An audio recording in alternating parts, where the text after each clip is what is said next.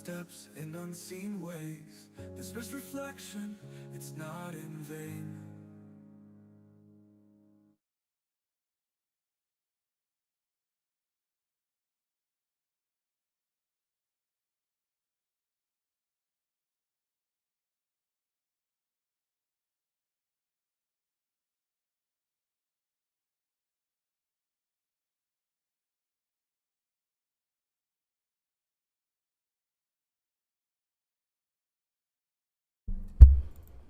Good morning, everybody, and welcome to the Phee Smee show with Manly Mark. We're excited to be here this morning, as always. Phil's just been locked and loaded, telling me about all the stuff we're going to talk about today, this morning. Whoa, whoa, whoa, whoa, whoa, whoa, whoa, whoa.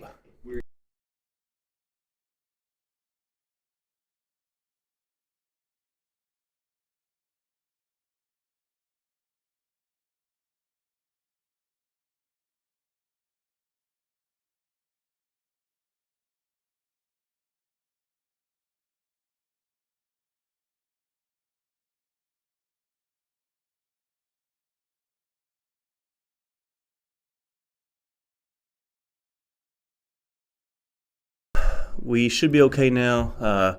Don't have any audio feedback coming out of our monitor. Don't know why that's happening. Tuesday, July the 29th. 2 more days left in July. And again, at least once a week, the Phee Smee network has got some technical problems that we don't understand. Well, we haven't done anything different today than we always do, yet there's always something, that little bitty something in these dadgum computers. Oh, I know what it is. I figured so you keep would. on talking, Phee, because I can go fix that right now. Well, Keep on talking. we have got several things in the news today, stemming from real close to home. We have That was the issue.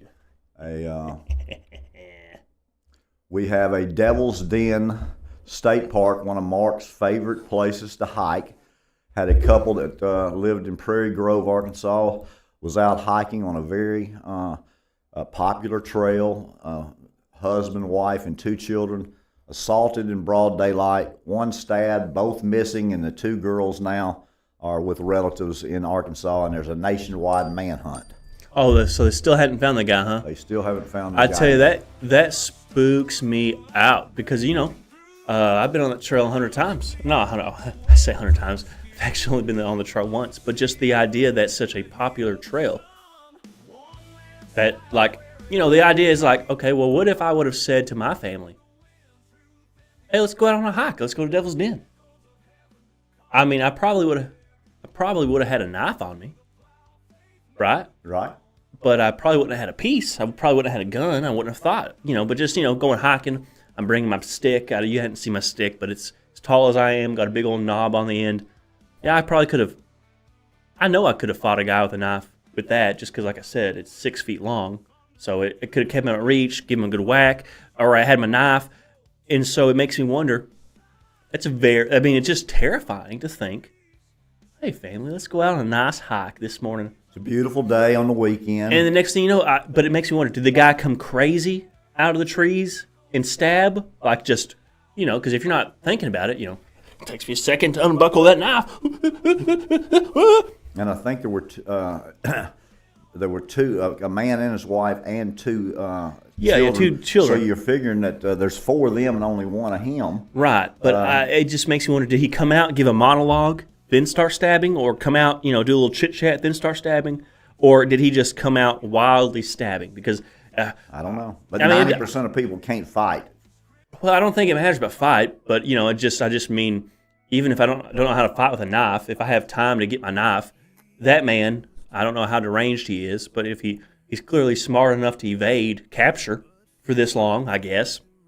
And so if he's smart enough to evade capture, he either waited for a good target, and so if that was me and my family, and monologue. I don't think you'd have been a good target. No, well, maybe not, but. Not with that stick, with that knob. But the last thing I would have been thinking about when I took my family out was getting stabbed to death. Yes. And so I just wonder if it was targeted, because some people are suggesting, even though the family just recently moved to Arkansas from out of state, some people are suggesting maybe this deranged man knew the people. I have absolutely no idea, because to me it just sounds like some deranged maniac who just, I don't know. Certainly, you don't know whether it's a random or whether it was a targeting. Right, but that's just that is a scary thought to me. Just taking your family out for a nice hike, and next thing you know, you're dead or getting stabbed. Or you get stabbed, you're either dying or dead.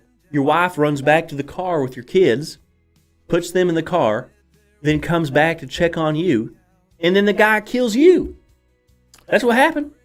That's terrifying, man. Well, I just know that I don't hike. I'm never going out with 5 knee surgeries. I'm never going out. But you go hiking and you Right. love it, and that's do. the kind of event or activity that you would take your kids on and wife. 100%. But now I'm not ever going to go out without a piece.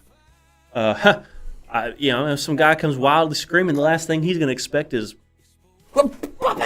Manly Mark. But again, it just depends. It depends because you can you think about these scenarios in your head. I guess that family who's unfortunately passed didn't, or like I said, taken by surprise. Because who's expecting that? But if there's a second of him being like, "I'm gonna get you," okay, well it's over for him. But if I'm just hiking, thinking about, can't wait to get home. Can't wait to get home. Put the kids to bed. I'm thinking about, can't wait to. What's going on with Antarctica? Oh, that's a cool leaf. Oh, what do you think about the bug over there, babe? Next thing you know, guy running wildly out of the trees. I'm thinking, if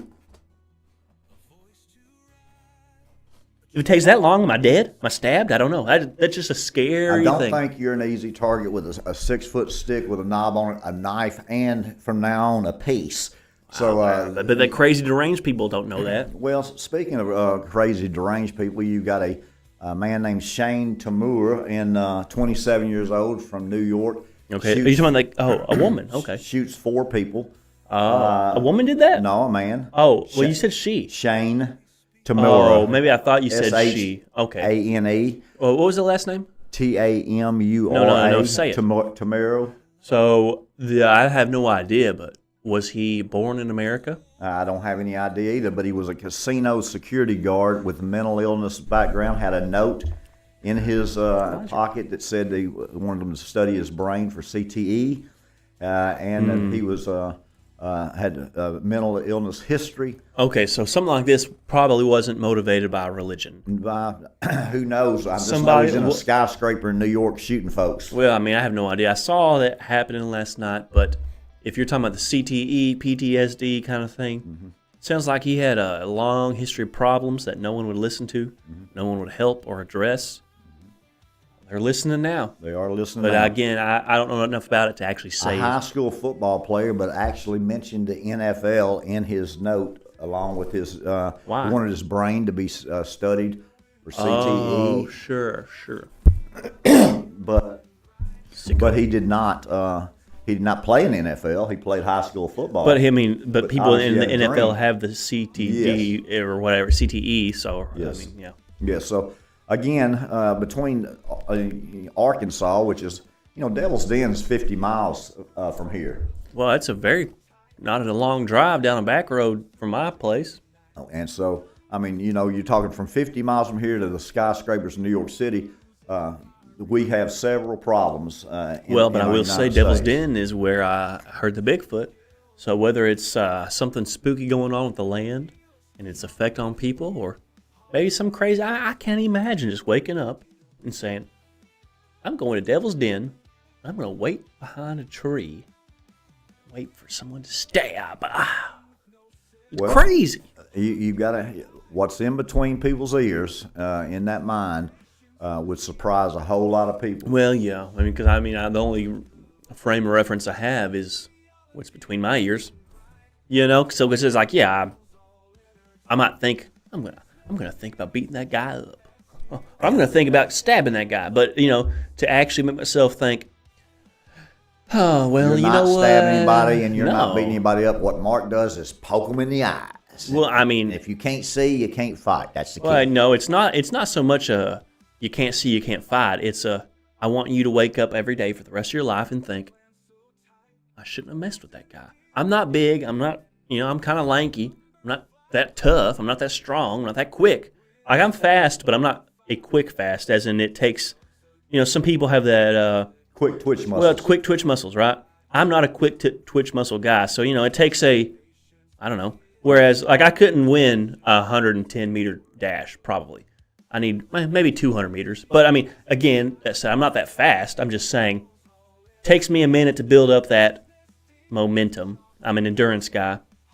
But the point being is, no matter how big you are or if I think I can fight or not, I'm going for those soft organs, man. I'm pulling, I'm pinching, I'm biting, I'm poking that eye. I'm shoving that thumb as far and down as I can. It doesn't matter. The point being is, I'm not saying I can fight. I hope you can keep me from getting from your eyes. That's the point, because it's not a fight. I'm trying to disable you. You can take a licking while you get to the eyes. Well, I would hope. I don't know. I mean, I've taken a few lickings trying to get to those eyes, but but that's I don't know. In today's society, well, like when you grew up, it was, hey, we're gonna fight, and that's the end of it. But now it's like, I don't know. I mean, I even have this mentality. I see the error in it. I see the value in boys being able to fight, right? Rough each other up and call it good and be done. But now you live in a time where it's like, you get in a fight, you don't know if someone's going to pull a knife, pull a gun, going to kill you. So I'm not trying to oust you. I'm not trying to be the superior man or just beat you down to where you don't want to get up. I'm trying to disable you in some form or fashion. Quick, or, I mean, just to make it the less trouble for me. The less beating I get, the better. Absolutely. But, I mean, even if it's just, I got your ankle and I'm going to twist that thing around 5 times. It doesn't matter whether it's a finger or the elbow. Anything I get a hold of, I'm trying to contort to. Every day you wake up, you got that little pain in the knee, little limp, little twinge in the eye. You're always going to think, I shouldn't have. Or 9 fingers. So you're going to think, I might have whooped the fire out of that guy, but he took something from me. Absolutely. But that's just the mentality I think you have to have going into fights nowadays. But that's coming from a man who has impulse control. Most people, I say most, a subset of people don't have impulse control. I mean, you can see it in crime statistics. You can just see it in statistics everywhere. Elaborate on what you say. Well, I just mean as you... Impulse control. Well, I mean, like you... Those are kind of oxymorons to me. What do you mean? Jumbo shrimp, wireless cable, impulse control.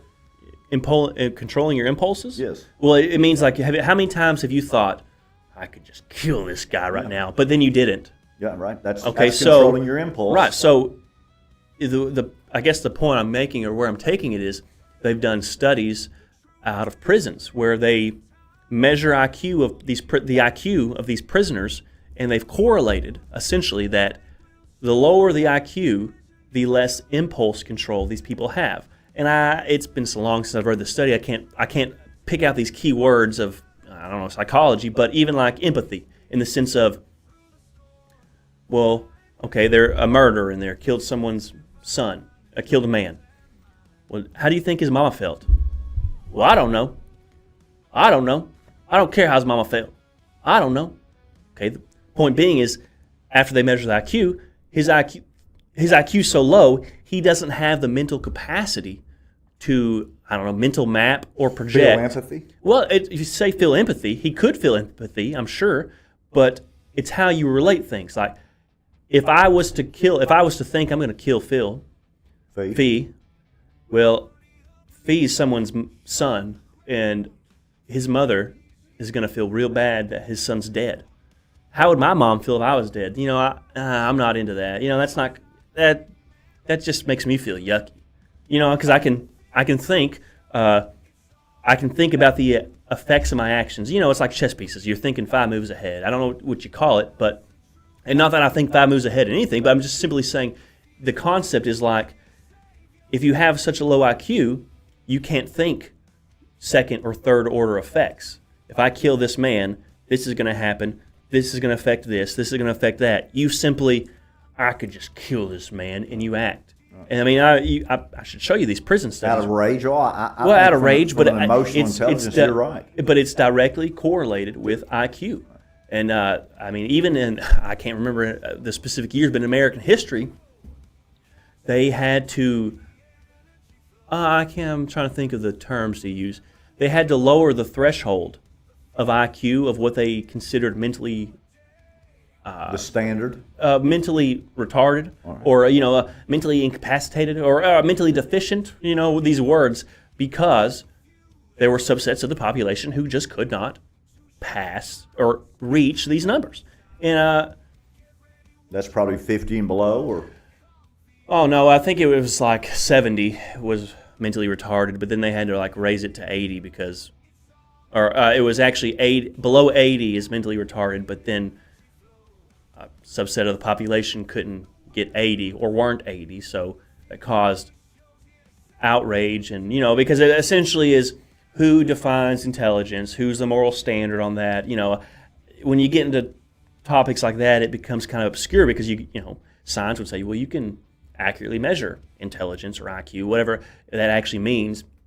But then people would say, well, no, culture and this and that all plays effect on how you think in language. And it does to an extent, but the point being is, again, having a lower IQ directly correlates with low impulse control. And I think you see that in crime statistics in prisons of these people. I don't know why we got talking about this or how we did. well, I mean, But there's people, all kinds of civil unrest in the country. well, but the point is, these people who just, well, I said on one of my podcasts, it's not that they care. Like when the George Floyd stuff happened, and not to pick on the black community, but they were just waiting. They were just waiting on a good excuse to burn down the cities, to loot, to riot.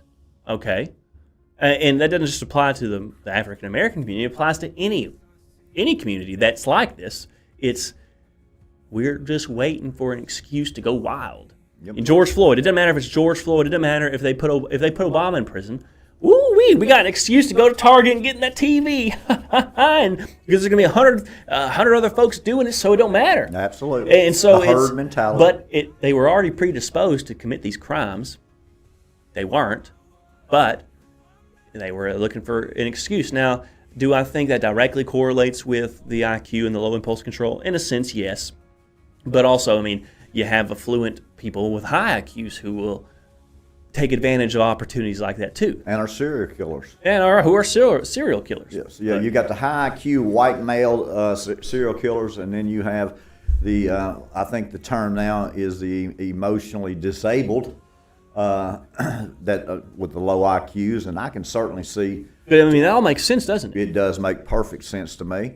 And that's not hateful or mean, No. but I think that's why it's a shame. I can't remember if it was during Reagan. They essentially shut down all the mental institutions. You are looking for a rioting communities. And not only that, over. but it gets into the education. The George Bush, No Child Left Behind.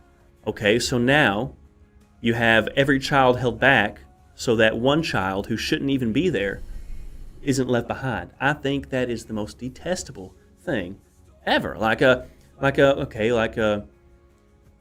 wife's a teacher. She's telling me that they got news of a student who is going to be super, long story short, I mean, I don't want to get too many details, but he's got the PTSD, super sensitive to certain topics. Well, the subject my wife teaches is all about those topics, and said he's prone to fits of rage. He might, he have emotional outbursts, have PTSD episodes, essentially but it's like, well, what is he doing there? Yeah, what is he doing there? Or she'll tell me about these kids that completely disrupt the entire flow of the education of the other students. And 30 people in the room, and 2 of them don't need to be there, and messes up the other 28's experience. Right, or like she'll tell me about how she had a student that beat his girlfriend. And that girlfriend was in the classroom, and he would always threaten or make comments like, what? Public education, public schools are the first places that your children are going to experience abuse. That's correct. Well, you hope it's not in the home. Well, you hope it's not in the home, but public education, I'll say it again, is the first place your children will experience abuse, whether that's from bullying, where adults having preferences over certain children and sliding. And the children might not understand the details of the situation, but they still feel them. Absolutely. You know what I'm saying? Like I remember awkward situations as a child that I remember the feeling of awkwardness, but I didn't have the words to, at the time, say, man, this, if this is like we're sitting here talking, I'm thinking, in my mind, man, this is really awkward. I got to get out of here. Awkward. you have that feeling as a child, and they imprint upon you, but you don't have the words. I don't know if that makes sense to you. It does. It makes perfect sense. But though, again, public education, the public school system is the first place that your children will experience abuse. And I'm not hating on anybody that puts their children in public education. I'm going to put my children in public education, and I want to, but what choice do you have? Which, it opens up another can of worms, government propaganda, indoctrination. We're letting the government dictate the education of our children, dictate the bringing up of our children for 8 hours a day during the most impressionable years of their lives. I homeschooled all my children until my oldest boy was in going into the 7th grade. Yeah, he but wanted to play sports, so we put them all in public school. But yes, I think that you're exactly right. When they're spending 7-8 hours a day with people that you don't know how the cultures or environments. Or what are these people teaching your kids, or what are the other kids you're teaching your kids? And again, people say, well, I don't want my kids to be the weird homeschool sheltered kids. Like, weird sheltered parents make weird sheltered kids. That's right. Normal, regular people who homeschool their kids don't have that problem. So, if any bad experience if you remember of a homeschool kid who's weird or awkward, well, look at their parents. It's typically the parents who are hyper religious in a certain sect, or it's like the kids who are awkward, who are homeschooled, have awkward and weird parents. I totally that's agree. not a hateful thing to say. It's just, no. But I think the impressionable years was what you're talking about. Well, when they're yeah, young, they don't know the words to say, but they feel them anyway. Yeah, that's a unique situation for them to go through. But I was just thinking about the other day in my own life about certain things, and I thought, you think they shaped you? Oh, in a sense, certain. And not to get too deep about my own life, but the point I got from thinking about my own life was that I didn't have the words to describe what I was feeling at the time, but I can still look back and remember what I was feeling, And I have friends that are shrinks, or I've talked to people who are shrinks, and it's not that I've been to them, but then they always try to pick your mind while you're talking to them in whatever setting. And in all of these instances, when I've tried to mention something from my childhood, they would say, "Oh, well, we can't make the 8-year-old Mark feel better, so we don't want to talk about your childhood. We don't want to focus on those things because we can't make that version of you feel better." And in my mind, I'm thinking, well, that's not the point. I'm not trying to get you to make me feel better from the past. I'm simply trying to understand how I felt at the time, or the implications of those feelings now that have molded and shaped me, as opposed to, I don't need you to pat 8-year-old Mark on the back. I don't need you to well, I think modern psychiatry. Now, I want to distinguish psychiatry from therapy, like therapists. I think in a large part it's designed and aimed and more beneficial for women specifically, and how they operate emotionally. Because, like a man, he's not going to, okay, let me spend an hour sitting in my self-pity, sitting in my self-loathing, telling you these insecurities, these weaknesses, right? That's not a healthy thing for a man. A healthy thing for a man is to go with Phee on a hike and discuss in a casual manner our problems. Does that make sense? Doing something. And so I think modern therapy is not designed for men. I don't know. I'm not a woman, so I can't say specifically for women, but the whole sitting there, loathing in self-pity, loathing in these feelings, that's not healthy for a man. But the point I'm making is that even talking to people who are supposed to be professionals about your life and this and that, I got hit 2 times from professionals about, well, we don't like to focus on stuff from childhood, and it's not like anything crazy happened to my child. I wasn't raped or molested, nothing like that. So it's not like I was trying to tell I was molested, but just trying to give an example of something from the childhood that, I didn't know at the time how to feel about that, but now that I have words, I can, well, we don't like to, I can't make your childhood you feel good. I don't know if you've ever been in a similar experience or heard similar language, but there was just a pattern I noticed among these supposedly trained psychiatrists or therapists.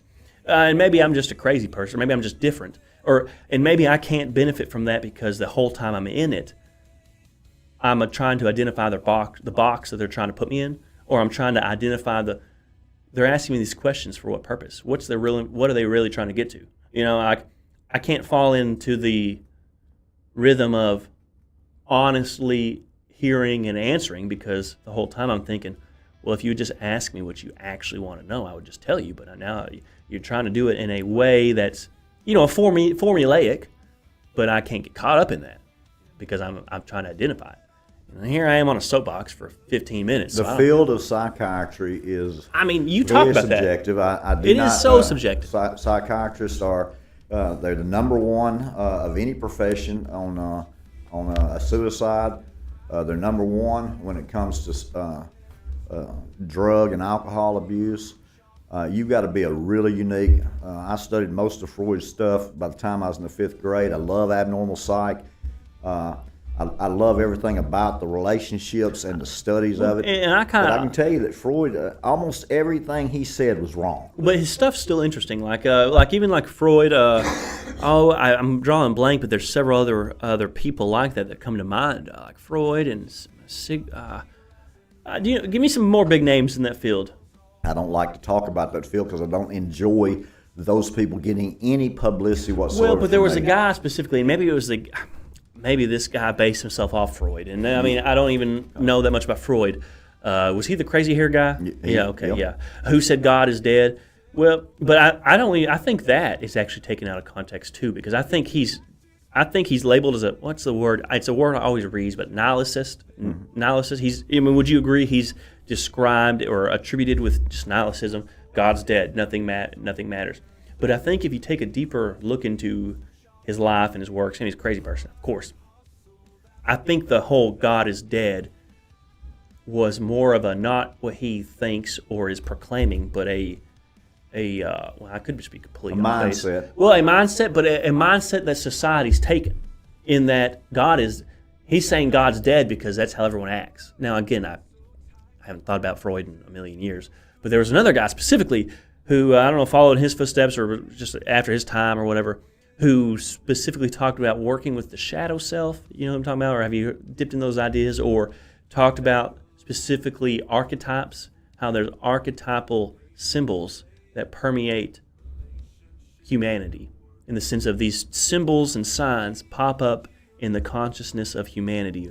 Going back to your demonic symbols and signs that everywhere. You could tie it in mentally conditioned without people knowing it. Well, that's not necessarily the angle I'm I'm trying to tap into, but just kind of like I'll save that for an episode of my podcast, because I just mean like how there's always like in every culture there's an archetype of a hero, there's an archetype of a villain, you have these certain symbols that permeate every culture in society, and the point he gets to and makes is that there's a collective human consciousness that everyone taps into unknowingly, but that we are all connected to, and there are these shared symbols and shared ideas and motifs that play out in civilizations and cultures over and over time. Right? I don't know if that makes any sense to you. Well, the cultural shift from, hey, it's embarrassing to have a therapist, to mainstream. Well, now everybody has a therapist. Yeah, well, it's like, where'd your therapist go to college? Yeah. And now the therapists have therapists. 87% of married couples that go to a marriage counselor end in divorce. But marriage counseling says they would save the other 13 to 15%. Well, but marriage counseling in of itself is designed for the woman, not the man. Well, it's designed to. I believe it's designed to, in essence, and I could be completely. You got more experience than I do with any of that stuff, but it's designed to. What's the word I'm looking for? Affirm the wife, because again, a man's not in a healthy setting. Let's have a third party. Let's sit down and talk about all our feelings and gripes. And what does that mean to a man? I can tell you the problem I have, and then 2 minutes later, it's retranslated into word salad of things that I actually don't care about or not. Does that make sense what I'm saying? Absolutely. Yeah, and so it's like... It's where the therapist or the psychiatrist would focus on, or the marriage counselor would focus on. Well, you said you didn't like the frequency of your sex, but you said it with this tone. So let's explore that tone. How do you think that tone makes your wife feel when you say it like that? But really, the guy was just, hey, I wish we had more sex in my marriage. saying it how, he's not thinking about the tone. The problem is we don't have enough sex. Or the problem is she's always on her phone, or she's emotionally unavailable. That's the problem. Oh, well, let's look into the words you used when you said that. Like, what was you really trying to convey? That my wife is emotionally unavailable. But you keep going back to that term, emotionally. What does that mean to you? What is even your perception of emotionally unavailable? Is there some deeper trauma that you experienced as a child that made you feel like when your wife is on her phone that you're left out, that you're alone? I don't know. I mean, but you were sitting through a therapy session, wasn't you? I've never been through one, so I don't know how accurate that was, but what do you? I don't know. I tell you that I believe it's business. I think that psychiatrists, therapists, counselors, they're everywhere. And take a 12-week class. Come back next week, and I'll tell you your next diagnosis. And then here's the key: they want to build trust over a period of time, 6 months, let's say, while they charge you. Then they want to tell you your problem over the next 6 months, and then the third 6 months they want to try to solve your problem. And by that time, you're 18 months in, and you really think you've got several problems. Because if you just keep listening to those folks, they'll convince you got several how many different influencers problems. online do you see? And probably not, you don't see them, and I don't really see them a lot, but how many influencers do you see online who is like, ADHD, OCD, autism spectrum.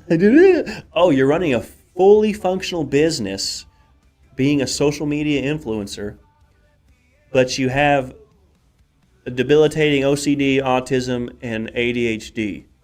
And your whole shtick is that you're a disabled person with the ADHD, autism, OCD. That's called labeling. What most people can't even run a fully functional business, and they're normal. Absolutely. And it's kind of like Nancy Well, just Pelosi's marketing. Investment strategy. Well, or She even just John. never loses. We're in Arkansas. John Bozeman. I hate to call him out. He's Republican, but I saw your trades with Raytheon, man. John Bozeman, I see you, man. I see you making these trades. You sit on whatever defense council hearing, whatever. You sit on these boards. You know we're about to go to war. You know these actions are about to take place, and you are essentially an inside trader. We see you and we know you, and I'm going to call you out, John Bozeman. You do not represent. You shouldn't represent the state of Arkansas. And to me, you're a rhino and just another corrupt politician who's bleeding the American people and the Arkansans dry. So, John Bozeman, you are not cool. Well, that kind of thing makes me mad, because, in Arkansas, it's how easy is it to run on a platform of, I support Trump, I'm a conservative, I love conservative values, traditional, I love Jesus. They got the vote. Only to turn around and again, insider trading, make money off of these policies and decisions that he's making. I don't know, it makes me really mad. I have really mad. I believe that. That's the second time you brought up. Well, John Bozeman, if he is truly insider trading with knowledge of, hey, we're about to bomb Russia, so let me buy these missile stocks, throw him in jail. Golly, that kind of thing just makes me mad. You heard it right here on the Phee Smee Show with Manly Mark, one of the most popular politicians in the state of Arkansas, in a predominantly wealthy northwest Arkansas He's a demon. area, buying defense stock before a war, and Mark is going after him. So say, well, I can't wait till the Epstein list comes out. We'll see if you're on the Epstein list, Mr. Bozeman. Speaking of the Epstein list, not to get into slander, the Phee Smee Network holds no claims to anything Manly Mark says in jest or parody. Except in Russia, where we're banned and censored. Well, that only happened when we used your stupid songs about I'm a miracle child. Quit that. Stupid. I just like that song. Well, you're. I know you don't like it, but I feel it. You don't feel it. So No, but sometimes you feel stuff that I don't feel. Yeah, you're right. But the difference in me is I would feel it privately. Okay. Well, I mean, I'm just saying. I don't know. I would feel it privately. Yeah, you'd feel it privately, all right, as I elbow you under the table. But anyway. Well, I am the type to pinch my kids under the table if they're acting up. It happened one time. We was at lunch with my father-in-law and stuff, and one of my kids was acting up, so I just pinched him on the table, like gave him a little side eye. You better act right. Mm-hmm. And he started I didn't even pinch him that hard, but just started boo-hooing and hollering, and like I guess I'll take him outside. But, my father-in-law said something like, pinched him a little too hard, didn't you? And I was like, oh, well, he knows. He knows. He's probably pinched his several times underneath the table. My mic just keeps maxing out. I don't know what the deal is. You might be into the mics a little bit. Well, let's move along to a little serious topic now. I know we did most of this podcast with just conversation, and I'm sorry, V. Oh, you're fine. Now, if you give a little monologue, because I need to step out for just half a second. Some days I talk more, some days Mark talks more. And some days it's a mix. But the bottom line some days it's a mix. We are a mix. As we're a team. Manly goes, yes, we are a team. To do this very important thing I got to do. And he will definitely either get more coffee, fix the dadgum internet, or go to the bathroom. Who knows? But hey, we're talking about some serious things now with Gaza. You've got 60,000 Palestinians that they say have been killed. World's outraged in Gaza with the starvation. I go back to October 7th when Hamas actually came into Israel and slaughtered children and mothers and people. And now innocent people are being killed because Hamas is using them as human shields. So we got some tough situations over in the Middle East. It's going to continue to get worse. You see that Israel has said that they have dropped some humanitarian aid in Gaza, but the world is going to turn against it scripturally, turn against Israel, and you're going to look at in the future several different situations that's really going to cause the Jewish people around the world, as this anti-Semitism is absolutely all over Europe, all over Africa, in Canada, and in parts of the United States for sure.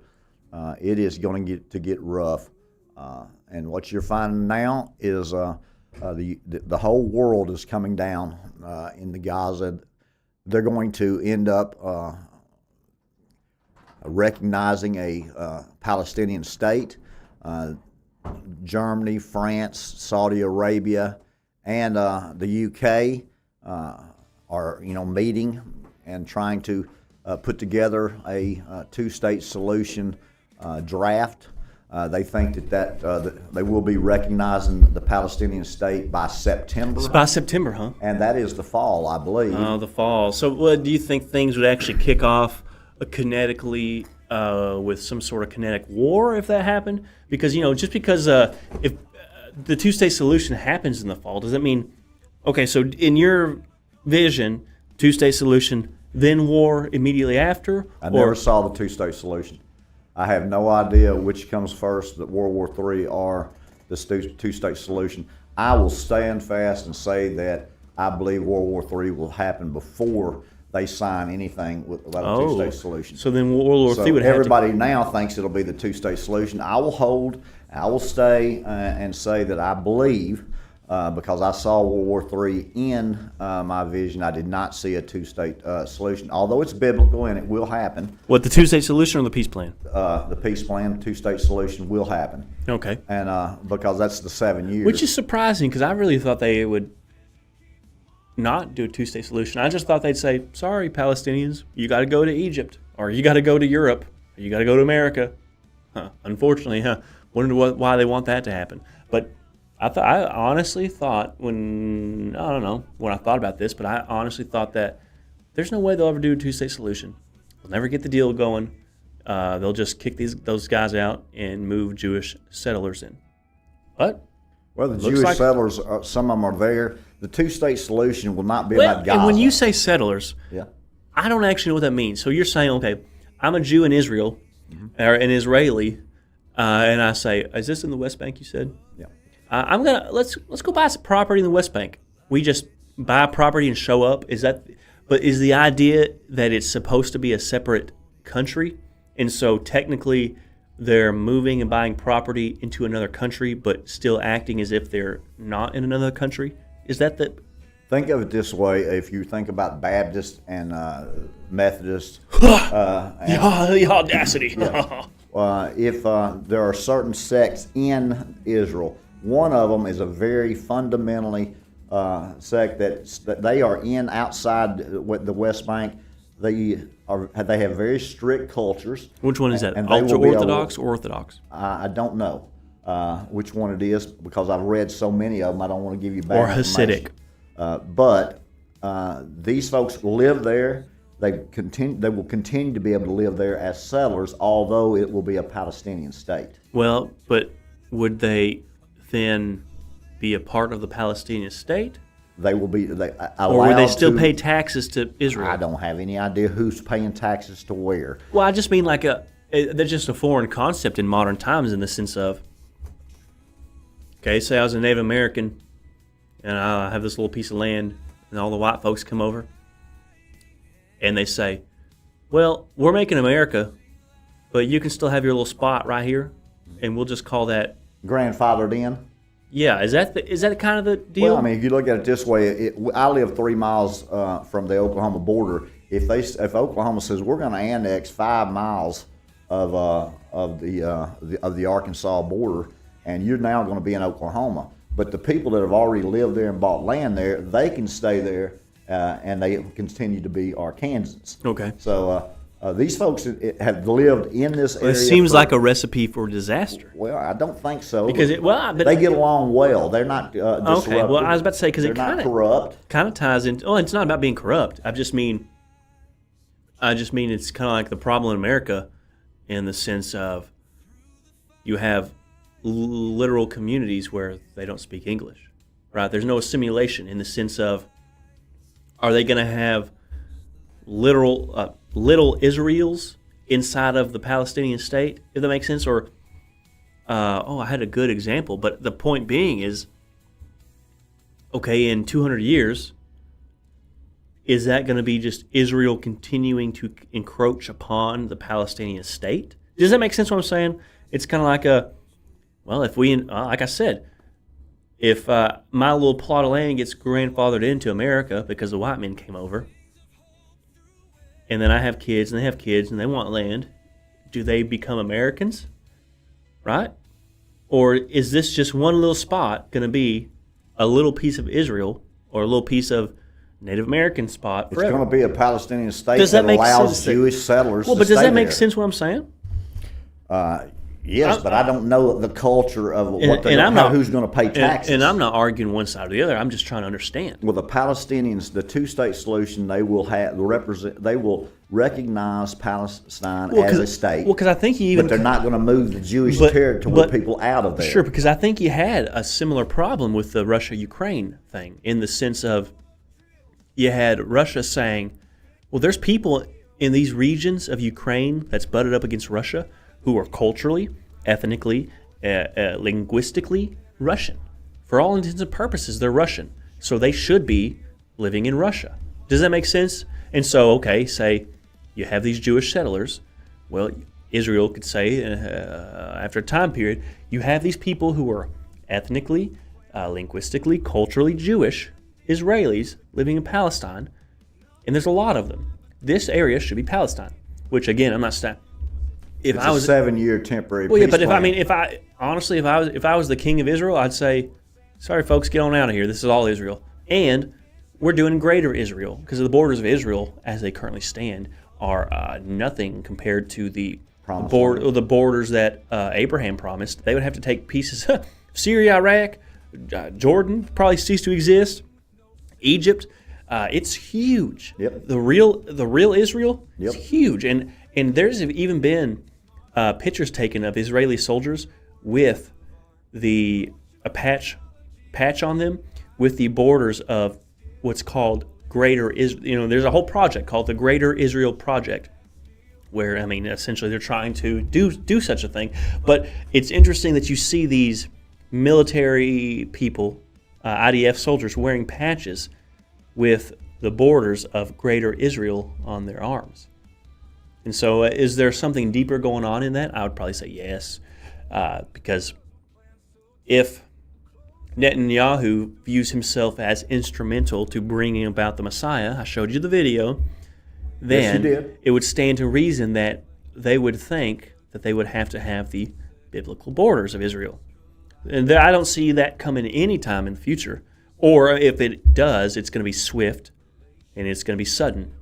But now, does all that have to happen? The borders of biblical Israel have to be established in order to bring about the second coming of Jesus? I would say no. I wouldn't think so. But I think you have that in the workings. The Greater Israel Project, Greater Israel, look into it. Yep. The Israel that we see now is not the Israel we will see later. Israel will be a massive, massive country. When my Lord comes back. But you know what's funny, though? Imagine being Abraham. And this isn't a hate or doubt on Abraham, but being Abraham living in, Babylon or Mesopotamia, whatever, wherever he lived. And God, can you say, you're going to own this huge, huge, huge, huge piece of land that's so big. I don't have anything to compare it to, but it's huge. Like, I don't know, maybe the size of Texas. I don't know, just making that up. But I'm going to give you Texas. Imagine being a guy that just lived in that area. I'm working, living my life. Some guy comes by and says, hey, you don't know it yet, but my God said I own all of this. What? What do you mean? What are you talking about? Well, you'll just see. I mean, what's that crazy guy talking about? I don't know if you ever just imagine yourself being Abraham. Never have. God said I could own Texas. Imagine me having a vision from God or God coming to me and be like, you're going to go to Texas and you're going to start something there and I'm going to give you all of Texas. And then I'm just the guy who's going to Texas saying, give me what's mine. Give me what's mine. Give it. That car's mine. It's in Texas. It's mine. That building, is it in Texas? Well, it's mine. You don't know it, but it's mine because God gave it to me.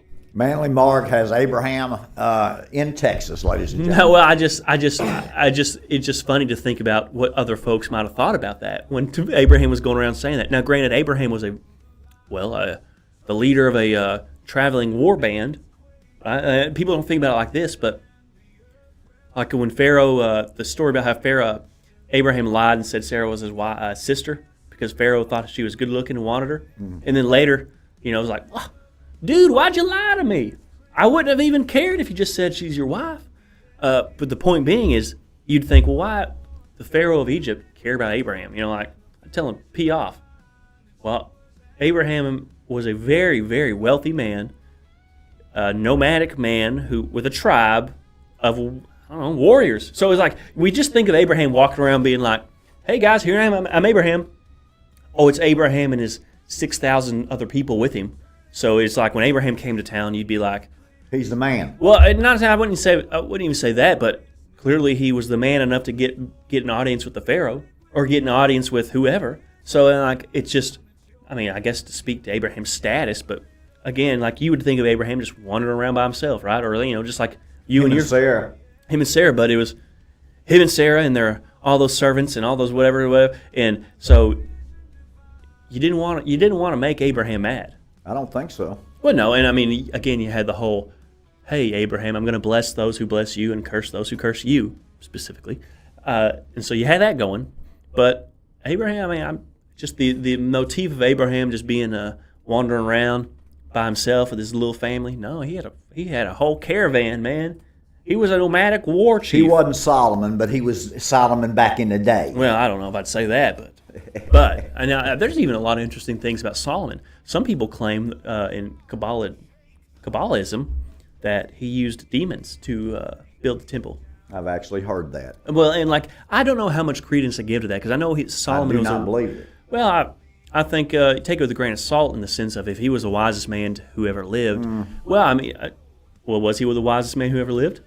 I sure thought so before I started reading about him, but he certainly started that way. But let me ask you this: Would you not then have to reevaluate your understanding of wisdom?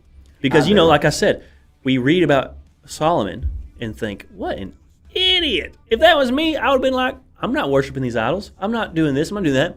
But he was still, before all that happened, given wisdom from God. Absolutely. And so when we look at his life, I'm just making this up as I go. I think he had years and years and years where he was as wise and he was well in the in God's will, and then I think he got mixed up with a bunch of wives that had but pagan again, gods they think, built temples yeah, for. Again, he I lost think, 10 of the 12 tribes of Israel, and the only reason he didn't lose all of them is because David had to come from, or Jesus had to come from the line of David. well, I guess you're right, but I feel like you still missed my point in that we see all these stupid things he did, but he was still the wisest man on earth. That doesn't mean he foregone or forebode his wisdom.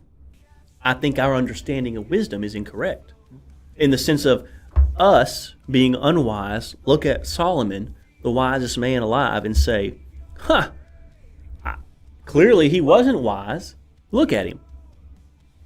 But I think that speaks to our understanding of wisdom in that, well, him having all the wisdom in the world might have completely been separated from all of his, concubines, idle work. Does that make sense what I'm saying? Absolutely.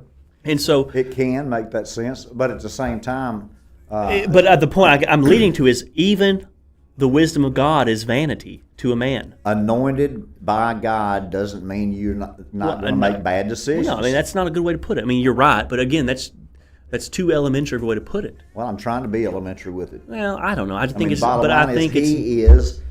was very, very wise, but he made some wrong choices. So even if you're anointed by God, you still are human and you still sin and you're still going to make bad choices. You're right. Okay. Yeah, you're right. I was just trying to peel back the onions to something deeper, but we can give the milk of the word instead of the meat. We can keep giving the milk instead of the meat. I'll give the milk, you give the meat. We got a whole meal. I think Phee might still be on the milk. I might be on the milk, but let's talk about your favorite thing, the Epstein files. Now, instead of going after Mr. President Trump, they are going after Bill and Hillary Clinton.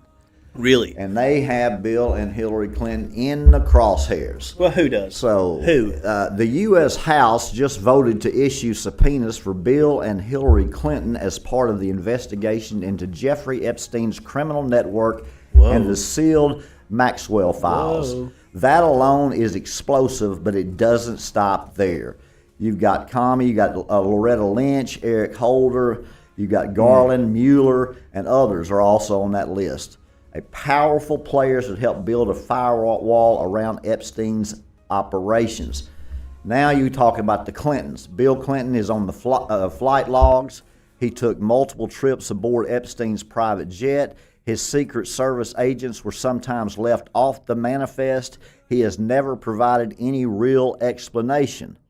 Hillary Clinton's political machine has long been connected to Epstein donors and legal defenders. She has never been asked a serious question about any of it. Now they will respond not in a press release, but in a legal investigation. Your opinion, Mark? Well, my opinion is this has been well known for several years. Everyone knows that Hillary Clinton and Bill Clinton are devil-worshipping pedos who literally eat and drink the blood of children. Which is a bold statement, but no. But is that going to get us? It might, but the point is, it's like everybody's known this for a long time. I have not known that they were. Well, like you that. just haven't been looking in the right places. I've been trying to live. Well, I mean, but now I'm knowing about it because of you. Manly Mark has opened my eyes on this sexual trafficking of Epstein. I did a 30-day deep dive into human trafficking. And I can tell you, Epstein was all in the dadgum resources. If your deep dive, I just did not believe. If your deep dive didn't lead you to all the politicians, no, not that, but just, but if your deep dive didn't lead you to number one, Pizzagate, and number two, Spirit Cooking, Pizzagate. Then your deep dive was a shallow dive. Was a shallow dive, and I'm not hating. No, you can hate. Go ahead and explain. No, I'm not hating. Pizzagate's just the idea that like if you look up the FBI, whatever code words, there are certain code words that pedophiles have been using for years to refer to little boys, little girls. I can't remember the specifics, but hot dogs means little boys, and pizza means little girls. And so, long story short, there was this Pizzagate conspiracy where it was uncovered through the WikiLeaks. And again, I don't know if this is the actual Pizzagate because it was a big thing. But there were essentially WikiLeaks emails from Hillary Clinton, the Obama administration, where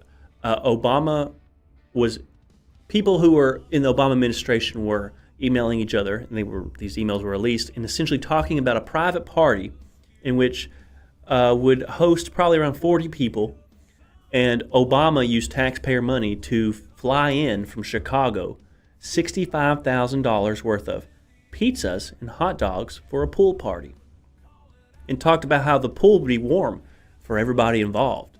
It's like, okay, well, a party for 40 people, hot dogs and pizzas. In what world does hot dogs and pizzas for 40 people cost $65,000? And then our own FBI says that, pedos use these code words. Or there's even like all these Twitter before the Me Too movement and people started paying attention. There's all these celebrities from 2014 and before who would post Chrissy Teigen, for example, the John Legend's wife. She's big implicated to the point where she went through a mass tweet delete, I don't know if she just shut down her Twitter because people were catching on when she was watching when the Toddlers and Tiaras was big. Okay. She made a lot of weird tweets about these toddlers and tiaras, and then would make a lot of weird tweets about, I had a pizza party last night, woke up with ranch all over my face, ha ha ha, just stuff like that. And then you start paying attention to a lot of these celebrities and stuff, mentioning pizza, mentioning hot dogs, and it's like, again, it's a small club and we're not a part of it. So talk about these symbols, these signs. There are symbols and signs that permeate our culture, civilization, our media, that we think, ha ha, whoa, whoa, whoa, that's funny, ha ha. But they're telling each other and conveying messages to each other. And the whole deal with spirit cooking is, if you look up spirit cooking, it's a meal it's like a black magic ceremony ritual, but it's a meal that's prepared with bodily fluids, whether that's blood, menstrual blood, semen, mucus, whatever. They prepare the meals with these types of things. And you can just find in WikiLeaks the emails from Hillary and John Podesta and all those folks talking about spirit cooking and talking about, I went to the spirit cook last night and it was great, whatever. Or the celebrities. You can find pictures of Lady Gaga naked in a thing, or she might not be naked, but she's there dipping a strawberry out of a naked lady laying in a tub who looks dead. She's not dead. She's probably just an actress, where all these celebrities and high-profile people are coming in, dipping their strawberries in what looks like blood. Spirit cooking. I'll do a whole episode on the Midday Madness, the Mail Arc, but that stuff's been in these undercurrents and on the underworkings with all of these people, specifically Hillary Clinton, John Podesta, Bill Clinton. There's a video of Bill Clinton giving a small press conference or small interview it's like he's in a garden or something, and he's giving a little talk, and he starts the talk by saying, Hillary wishes she could be here. I'll just show it. If anyone calls me out, I'll show the video. But Hillary wishes she could be here, and she wanted me to tell you she has a message. She has recently communed with the spirit of Eleanor Roosevelt and wants you to know that she bids you good time. Or just something weird to that effect of hey, Hillary communed with the spirit of Eleanor Roosevelt, lesbian. Also Hillary Clinton, lesbian. God will judge. But those folks. the point I'm making is, all of this demonic, Luciferian, occult, child trafficking, blood sacrifice, all those things have been in the undercurrent this whole time. And Phee Smee's been just trying to live the last 5 years. And when Mark has been doing a deep dive into dadgum spirit cooking and pizzas and hot dogs and demonic human trafficking of kids by presidents, and it's not even about doing a deep dive. It's just simply about paying attention. Well, it's simply paying that close about attention, ladies and gentlemen. It's simply about asking questions. Why do these politicians do what they do? Why do they say what they do? Why do they act the way they do? Because someone else is pulling the strings, whether that be blackmail or some sort of control. Everyone, whether your drug is little kids, some of these politicians and elites' drugs are little kids. Some of their drugs are money. Some of their drugs are drugs. It doesn't matter. they're going to find a way, whether they buy you out, they sex you out, or drug you out, they're going to get you and they're going to control you. It's you can see even.